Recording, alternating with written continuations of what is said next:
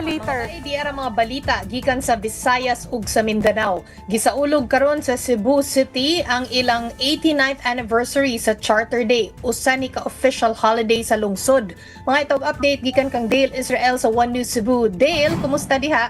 Ang to Chiki Simple ra ang natabong pagsaulog sa ika-89 nga anibersaryo sa Saturday dinhi sa Cebu City. Kani ng buntag naghimo og wreath laying ceremony sa rebulto ni Don Vicente Rama sa Sugbo doon diri sa Cebu City Hall. Doon na usab mga awarding sa individual nga pasidunggan unya apil na ang upat ka posthumous awardees. Kauban ang artista na si Bodoy Mariviles sa Cebu Reggae Band nga Junior Kilat. Apan ang labing gisgutan din himaw ang kawadon sa naandan nga Charter Day bonus. Naisuhan manggod sila og notice of disallowance sa commission and audit giaging tuig tungod kay nakitaan nga adunay 91 million ka pesos nga deficit ang syudad.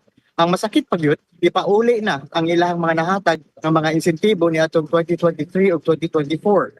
Chiki sugod pa ni atong February 20, aduna nay photo exhibit sa Ayala Center Cebu dinhi sa Cebu City nga nagpakita sa kapin 30 ka mga litrato bahin sa history, heritage ug kalambuan sa Cebu City. Kanalangon na dinhi sa Cebu, balik sa mga Chiki. Daghang salamat bay, mao to si Dale Israel gikan sa One News Cebu. Unya karon mga